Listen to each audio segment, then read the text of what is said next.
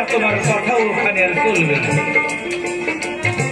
অন্ধমুনি বললেন, যেই কথাটা তো আমি বলিনি, আমার রসনায় গোবিন্দ বসে যা বললেন তাই বললেন।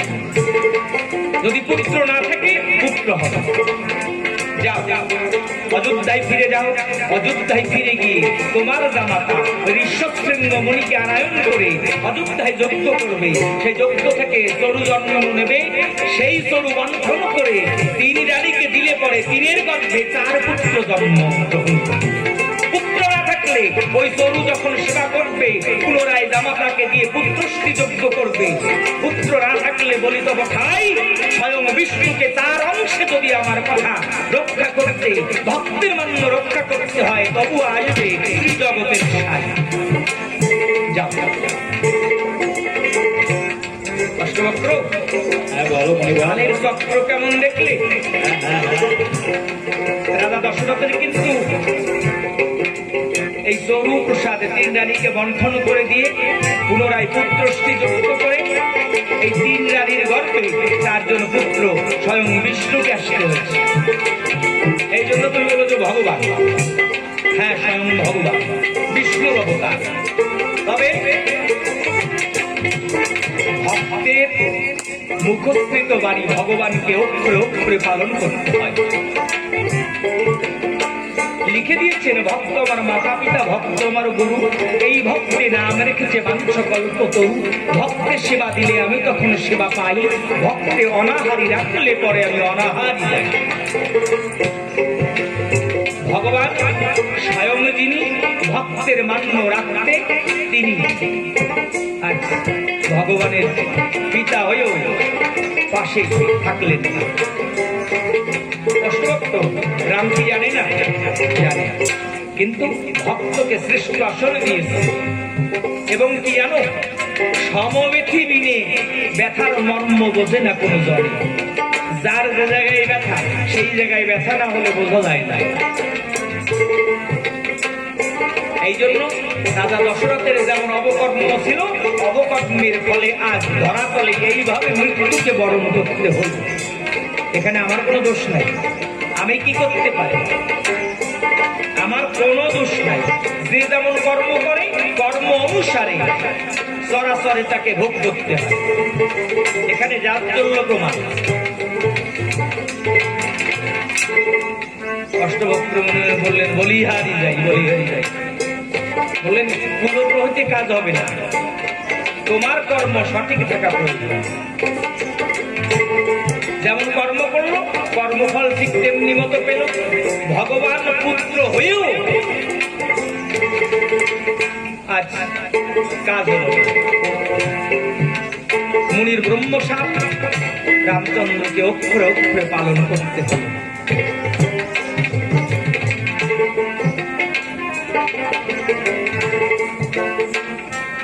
অষ্টবক্র আর বশিষ্ঠ যখন কথোপকথনে ব্যস্ত রায়, এই হেন সময় এসে ভরত আর শত্রুঘ্ন মুনির সম্মুখে দাঁড়ায়।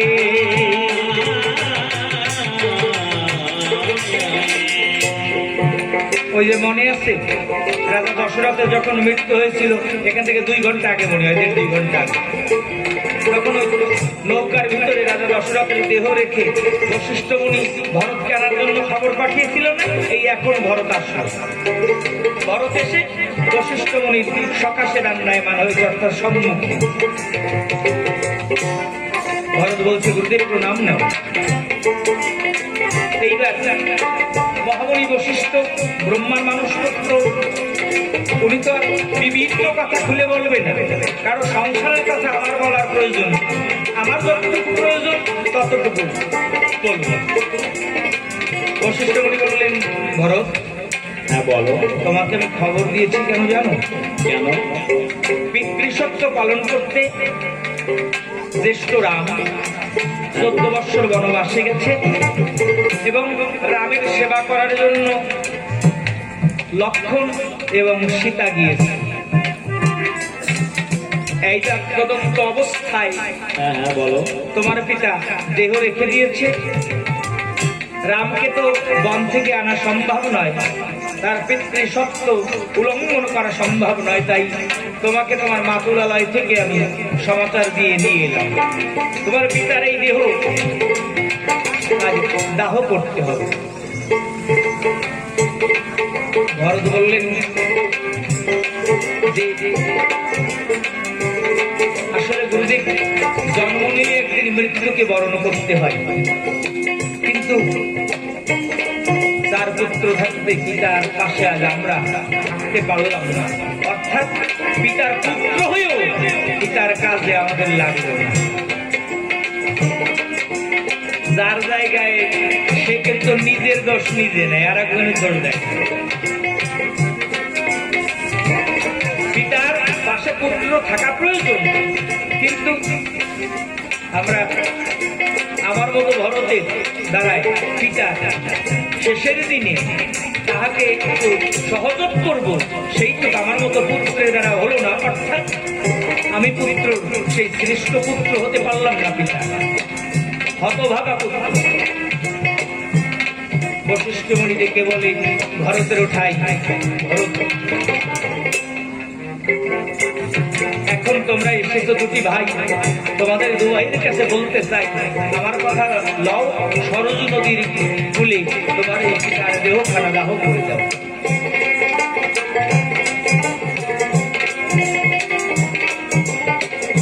তবে তোমার পিতা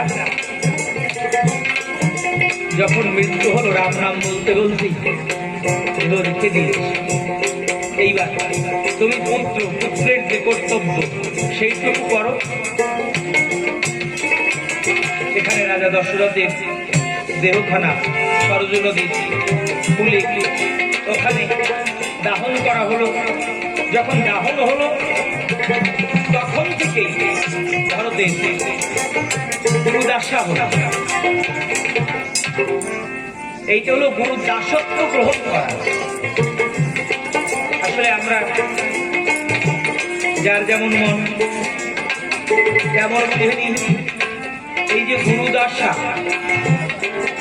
প্রকৃত বৈষ্ণব, ব্রহ্মচারী এবং সংসারী সন্ন্যাস যাকে বলা হয়। একটা বস্ত্র পরিধান করবে,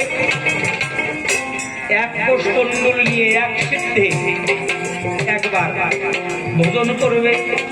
ভোজনের সময় ঊর্ধ্ববক্ষন্তি অর্থাৎ ঢেকুর, খাওয়ার সময় ওই অন্ন যখন সেবা করবে, যদি ঢেকুর ওঠে ঊর্ধ্ববক্ষন্তি হয়, অন্ন জল পরিত্যাগ। দন্তযোগে চর্পণে যদি কোনো শব্দ হয় পরিত্যাগ, মুখ থেকে কোনো শব্দ হলে পরিত্যাগ, আর অন্ন সেবা করা চলবে না। এবং একাদশী যদি পড়ে সেদিন হব্বিষ অন্ন চলবে না। একাদশীর মাহাত্ম্যে ভিতরে লেখা আছে যে একাদশীর দিনে যদি কেউ গোবিন্দকে, হরিকে, কোন দেবদেবীকে অন্ন জল দান করে কোনো ভক্ত, তাহলে গোমাংস তুল্য শাস্ত্রের বিচারে এই হয়। এই জন্য এই মাতা পিতা হলো, মাতা পিতা শাস্ত্র নিদর্শন দিয়েছে, জনক জননী সংসার, জনক জননী দুইজন সপ্রতি সংসারে হর পার্বতী হয়, তাহাকে তেজিয়া মাটির মূর্তি নিয়ে জীবগণ মজিলে বলো কি বা ফল পায়। প্রতিটা সংসারে মা বাবা হলো দেব আর দেবী। এই দেব দেবীর যখন দাসত্ব গ্রহণ করা হয়, তখন এই যে নিজেকে, এই দেহকে কষ্ট দেওয়া, কেন কাম কামনা, তখন যখন নিজেকে কষ্ট দেওয়া হয় এই দেহটা নিস্তেজ হয়ে যায়। যখন নিস্তেজ হয়, যখন সেই গুরুর দাসত্ব গ্রহণ করে শ্রদ্ধা অঞ্জলি অর্পণ করা হয়, তখন যেন কাম কামনা লোভ জন্ম না নেয়। এই জন্যই দেহকে কষ্ট দেয়।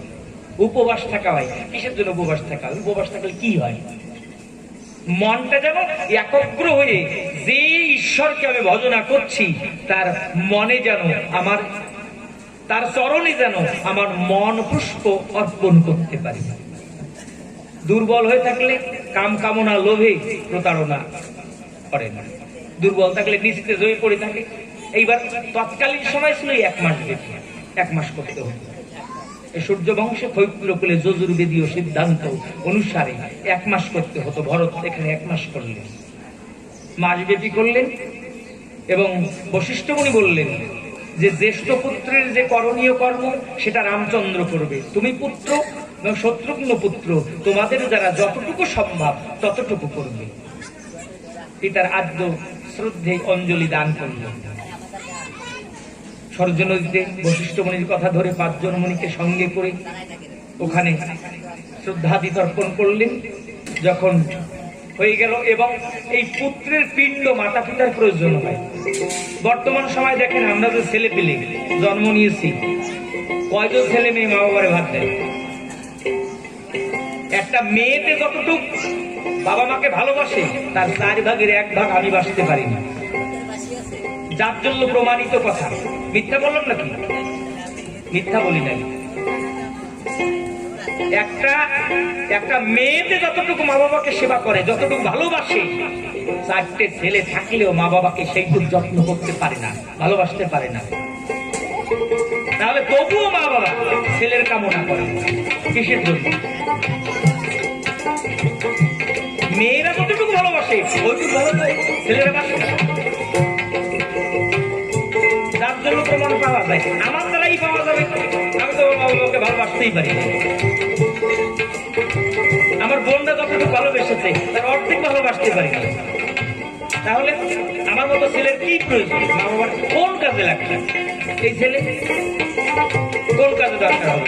তবুও মা বাবা ছেলে চায়। কেন ছেলে চায়? ভূত নামে নরক থেকে পরিত্রাণ পাওয়ার জন্য একটা ছেলে চায়।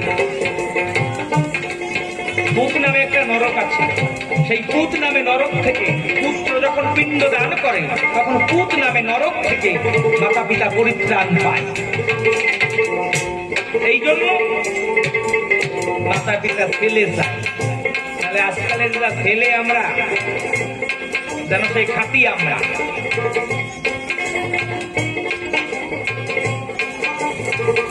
সত্যি কথা বলবো, তা গ্রাম তার বিদেশ তো সব জায়গায় যাই আমি খাতি ওরকম করিয়েছি।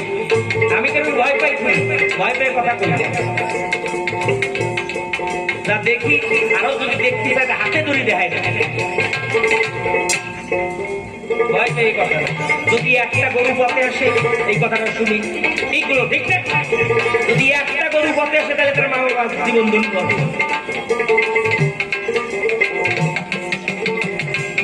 আসলে আপনারা সত্যি, যেটা প্রকৃত সত্যি দেখেন, মা বাবার শরীর খারাপ হবে,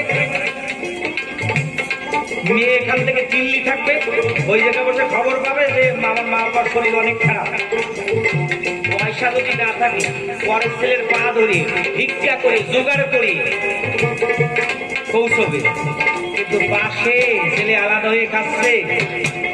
জানেন শরীর খারাপ হচ্ছে বাবা মা? জানেন? দিদি এসে কাছে, এই দাদা বাবার শরীর খারাপ কবে? আমি তো জানি না। আরে ছেলে নেই, আমি তো জানি না।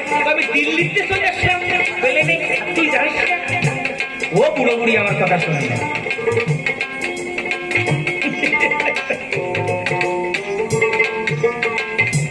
শুনবে তোমার কথা, শুনবে। শোনে না মানে কি শোনে না তো জানে না। মরার আগে টাকা তুমি করে আমার নামে করি দেয় নাই খাতা, শোনে না আমার কথা। এই হচ্ছে কথা। বুড়ো বুড়ি শোনে না।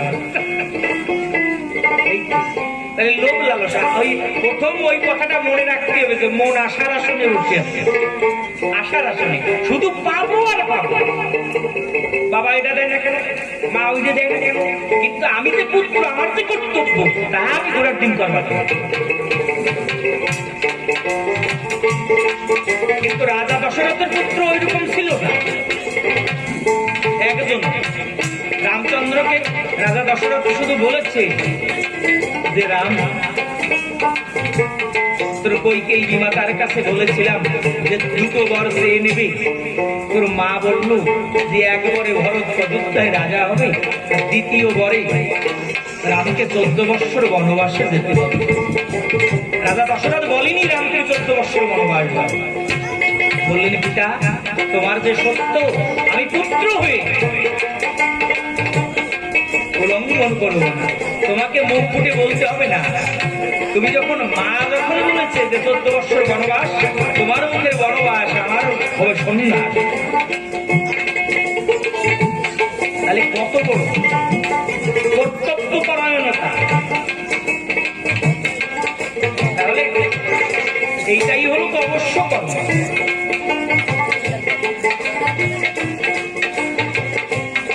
এখন ভরত আদ্যশ্রাদ্ধ পূর্ণ করে ডাক দিয়ে বলে যত কাঠরিয়া জন ছিল তাদের গোসরে যে দাদা যেদিন অযোধ্যায় আসবে সেদিনই পিতার নামে সবাইকে অন্ন জল দান করা হবে। কেন? জ্যেষ্ঠ ভ্রাতার সাক্ষাতে না থাকাকালীন আমার দ্বারা এত বড় একটা কর্ম করা সম্ভব না। দেখলেন ভাইকে কত বড় মান্য, ভাইকে কত বড় মান্য দিচ্ছে। বলছে দাদা যতদিন না আসবে পিতার কার্য সম্পন্ন হবে না। এই বার্তা করিয়া শ্রবণ যত ছিল অযোধ্যাবাসীগণ, যত ছিল কাঠুরিয়াগণ, যত ছিল মুনিগণ, আপন আপন আলয় ফিরিয়া গেল। যখন ভরত একা ছিল কইকেই রানী তখন ভরতকে অন্তঃপুরে ডাকে। এত সময় কিন্তু আর কোনো কথা বলার সুযোগ পায় না। সবাই যখন যাত্রার মধ্যে চলে গেছে ভরতকে ডাকে, ভরত অন্তঃপুরে আসে। ভরত অন্তঃপুরে গিয়েছে। জননী আমাকে ডেকেছিস? হ্যাঁ ভরত, তোকে ডেকে তোর সঙ্গে আমার কিছু গোপনীয় কথা আছে। কি মা? তোমার কি বলবি? বললেন যে কিছু শুনিস? বললেন না, আমার তো কিছু প্রয়োজন হয়নি, আমার যতটুকু প্রয়োজন বশিষ্ঠ মুনি যা বলে দিল তাই শুনলাম। বললেন তোর জন্য যা আমি করেছি আর অদ্যবধি কোনো মা করে।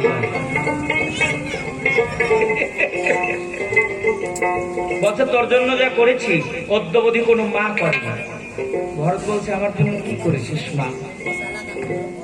কি করেছিস বল মা। বলছে তোর বাবা কি মরতো? বাবা মরতো না। তাহলে? বললেন আমার যে দুটো বর চাওয়া ছিল ওই বর চাইলাম, এখন ওই বর দেওয়ার পরে শোকে আস্তে আস্তে মরে গেল। ভরত বলছে কথাটা বুঝতে পারলাম না, বিস্তারিত বলছো না। বললেন রাত পহরে রামচন্দ্র রাজা হবে, অযোধ্যায় সকলের আনন্দে হলো মগন। এর মধ্যে ধীরে ধীরে পুঁজি বুড়ি আমার কাছে করল গমন। মন্থরা এসে বলে আমার ঠাই আগামীকাল থেকে কৌশল্যাকে সবাই রাজার মা বলবে, তুমি বাবা ছাই।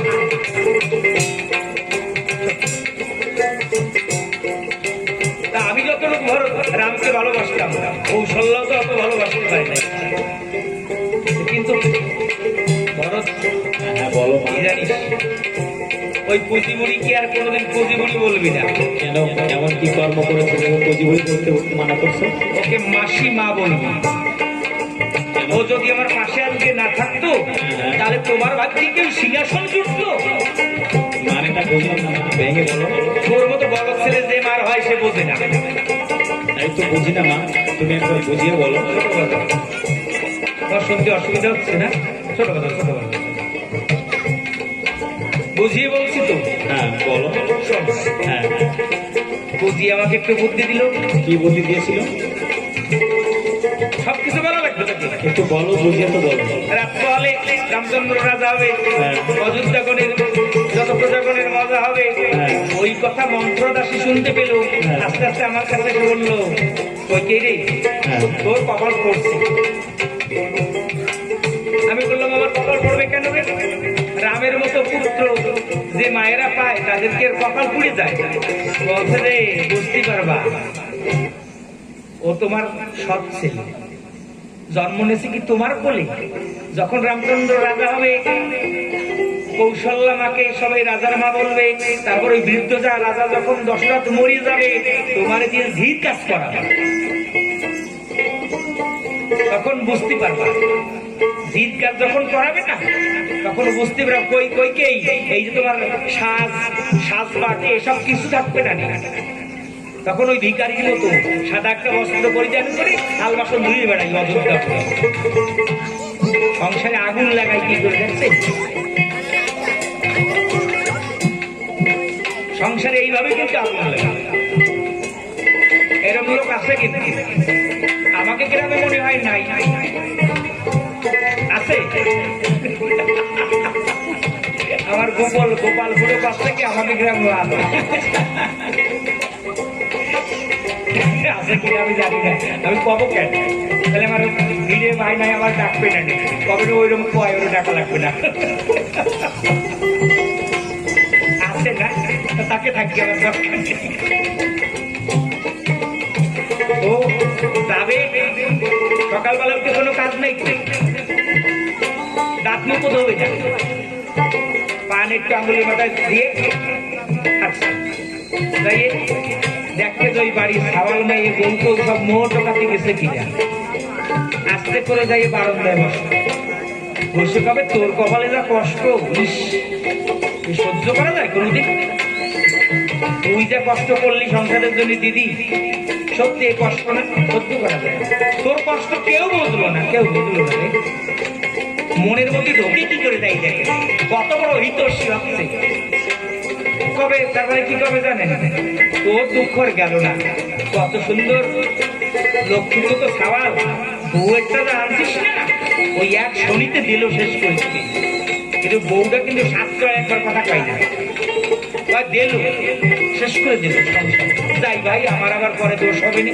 ও কিন্তু যাবে না, ও যাওয়ার জন্য বসে নেই বারান্দায়। যাই ওই বুড়ি এবার কবে যাচ্ছিস, যাবি কেন? বয় বয় কতদিন পরে আইসিস, তোর কথা না আমি ডেলি মনে করি সত্যি, কিন্তু তোর বাড়ির লোক আমার ভালোবাসে না তো। আমি তোরে যতটুকু ভালোবাসি তোর বাড়ির লোক তো আমার দেখতে পারে না, ওই জন্য আজকে নাই বলে আসি। তা আমার কথা কোষ বসো, দেখছো কবে আর কবে আমার কথা কোষ বসো বসতে যাবো বলি, আবার ওরা তো আমার দেখতেই পাবে না। তাই একটু নড়াচড়া কর, অত সরবস না, সবকিছু দিস না, একটু শক্ত হয়ে দাঁড়া। ওই যে দেখছে কিন্তু দেখ শক্ত হয়ে দাঁড়া, মানে সংসারটা ঠিক করে শেষ যাবে। শক্ত হয়ে দাঁড়া, যার সময় কবে আমি যাই, ওই বুড়ি একটু ভালো লাগে উঠবে তো, কবে একটু চা খেয়ে যা, কটা পা না খাই বাড়ি আজকে খাওয়ার সুযোগ পাই, চা খাবে, তবে মুখটা নষ্ট করে দিলি তো, পান দে, পান খাবে, পান খেলে কবে কি, তাহলে এবার যাই না, কয় যাবি, ওর হাসি যাবে নি, ওর হাসি যদি এবার দেখতে পায় আমার, ওরা হাসি গেলে আমার দোষ হবে নি। মানে সংসারে আগুন লাগাই দিয়ে শোধ দিয়ে যাচ্ছে, বুড়িটা টেম্পোমের মতো ভুলে থাকবে আজকে বাড়ি আসুক। বাড়ি আসলে তো ছেলেরও দেখবে না আর বউবারও দেখবে না। এইরকম ধরনের এক বুড়ি ছিল, পুঁজি বুড়ি, অন্য কেউ না। আর সবাই ভালো এই পুঁজি দিল কুমন্ত্রণা, দিলে কি বিলম্ব আর হলো না, গ্রামের হয়ে গেল বনবাস। আমার মনে ছিল বড় আস, সেই আস পূর্ণ হয়ে গেল।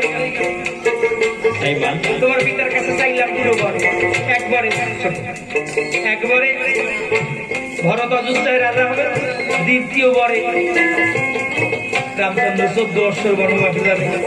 ভরত রে, যদি আজকে রাম অযোধ্যায় থাকতো, আমি যদি যুক্তি বুদ্ধি না করতাম, তাহলে তোমার ভাগ্যের ওই সিংহাসনে বসা হতো না। ভরত তো সাধু,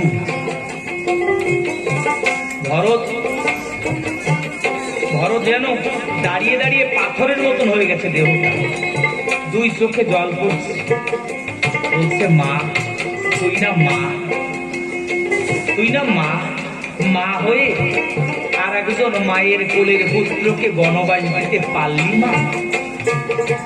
ও মা, তুই না নারী কুলে জন্ম নিয়েছিস, তুইও না একজন ছেলের মা।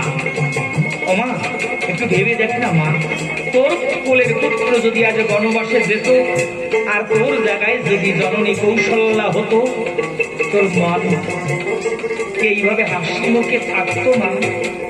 মাগো, একটা কথা কি জানিস না, যে পরের ভালো চায় না তার ভালো কোনোদিন হয় না রে মা। কথার মধ্যে একটা দামি কথা বলে গেছে,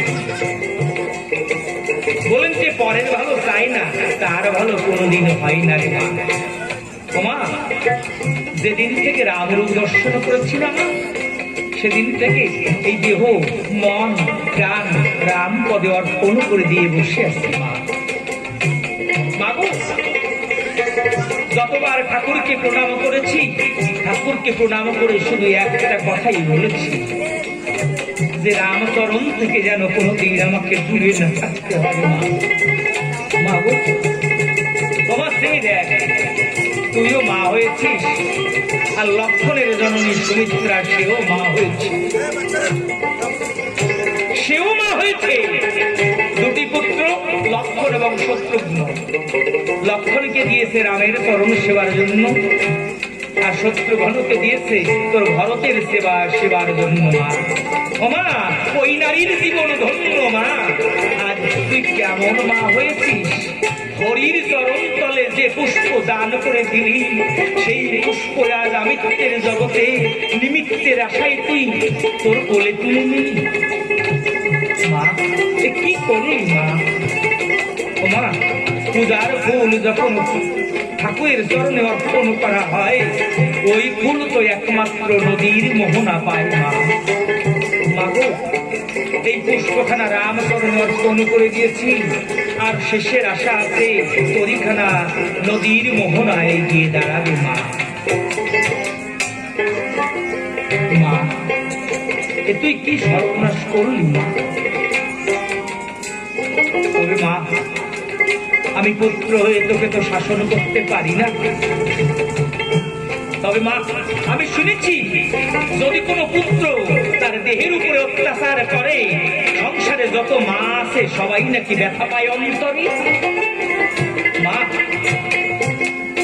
ওই জননী, আমি তো তোকে শাস্তি দিতে পারি না, তবে এই দেহকে শাস্তি দিলে জানি মা শাস্তি পায়। কি করবো জানিস মা? যতদিন পর্যন্ত প্রভু রামচন্দ্র অযোধ্যায় ফিরে না আসবে, যতদিন পর্যন্ত রামচন্দ্র অযোধ্যায় এসে কৌশল্যা জননীকে মা বলে না ডাকছে, ততদিন পর্যন্ত ভরত তোর সম্মুখে জীবিত থেকে আজ হতে তোকে মা বলে আর সম্বোধন করবে।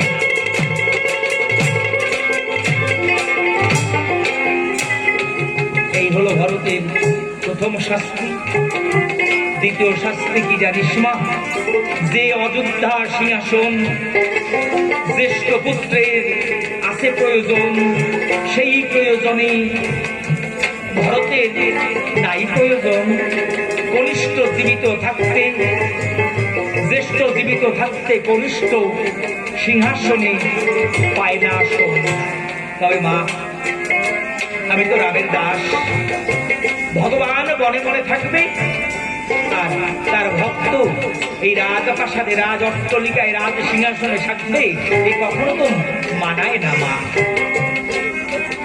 মাগো, তবে কি জানিস মা, আমার প্রভু থাকবে বনস্থলে, আজ হতে এই দুষ্ট ভরত থাকবে গাছের তলে মা। যতদিন প্রভু অযোধ্যায় না আসবে, আজ হতে আর এই রাজপ্রাসাদে ভরত প্রবেশ করবে না।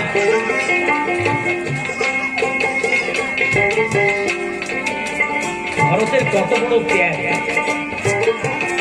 ভরত মায়ের কাছ থেকে বিদায় নিয়ে চলে যাচ্ছে, কইকেয়ী রানী পেছন থেকে বলছে, ভরত, আমার মনে একটা আশা ছিল ভরত। পেছনে ফিরে দাঁড়িয়ে বলছে, কি আশা? বললেন, আমার আশা ছিল অযোধ্যার ওই সিংহাসনেই তুই রাজা হবি, তোর পাশে আমি রাজার মা হয়ে দাঁড়াবো। আমার আশাটা পূর্ণ হলো না রে ভরত। ভরত বললেন, মা, এই আশাও জলদি পূর্ণ হয়ে যাবে মা, চিন্তা করিস না মা। ভরতকে রাজা হয়ে সিংহাসনে দেখার আশাও পূর্ণ হয়ে যাবে মা।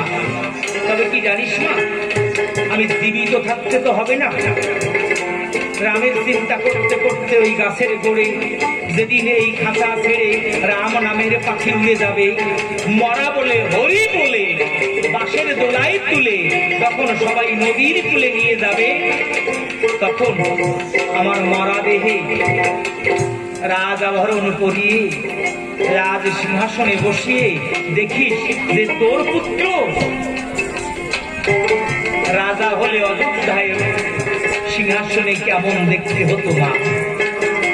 আমি জীবিত থাকতে তো কোনোদিন আমার রামের আসনে বসবো না, তবে মরে গেলে আমার মরদেহটা রাজের সিংহাসনে বসিয়ে তোর মনের আশা পূর্ণ করে দিস মা।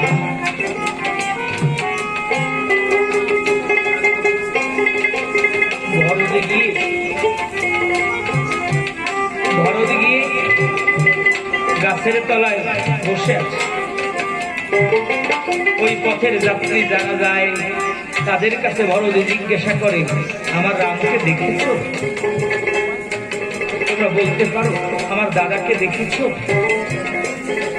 জানি না আমি বেঁচে থাকতে থাকতে একবার আমার দাদার সঙ্গে দেখা হবে কিনা, তবে তোমরা যদি আমার দাদাকে দেখো বলো যে ভরত পথের পাশে বসে আছে, সে যেন আমাকে ভুল বুঝে না।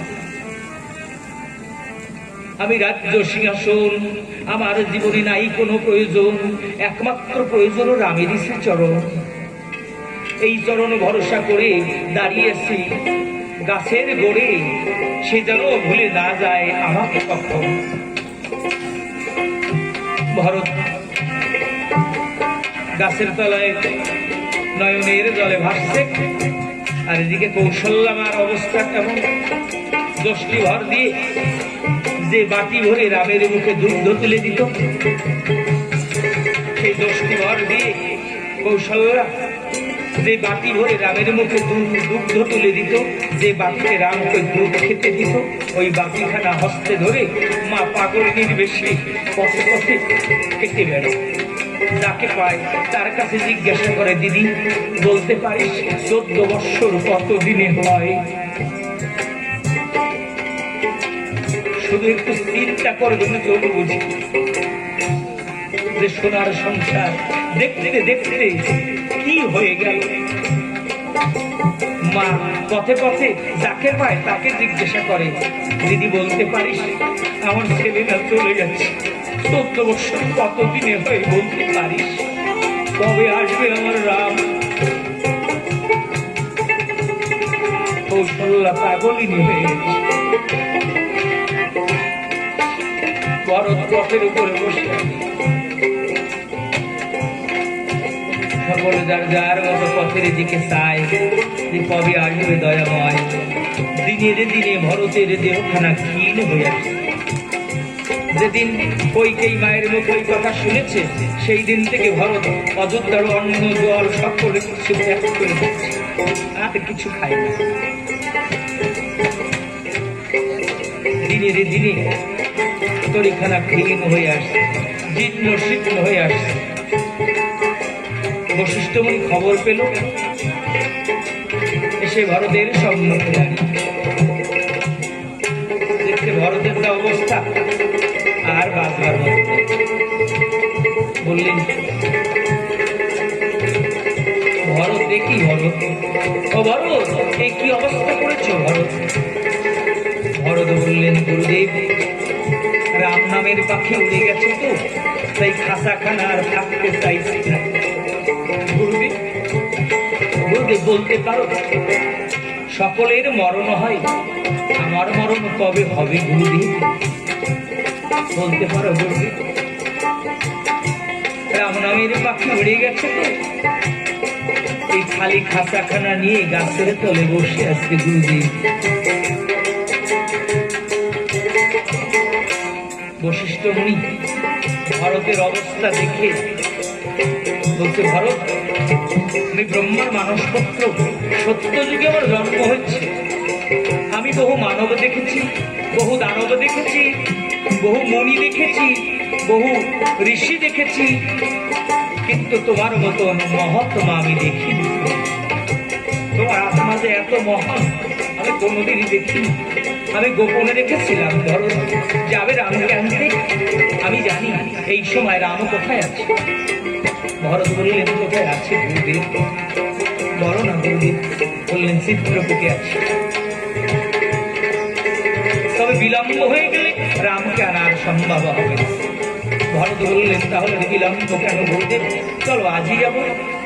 সঙ্গে সঙ্গে ভরত, কৌশল্যা, সুমিত্রা, কইকেয়ী, শত্রুঘ্ন, বশিষ্ঠ মুনি, অষ্টবক্র কে সঙ্গে করে আজই রওনা করলেন। এবং ভরত জনক রাজাকে খবর দিলেন তিনি যেন ওই পথে চিত্রকূটে পৌঁছান। ভরত যেদিন তিনজন মাকে লয়ে চিত্রকূটের বনের কাছে রামকে আনবার জন্য গেলেন, এই দিন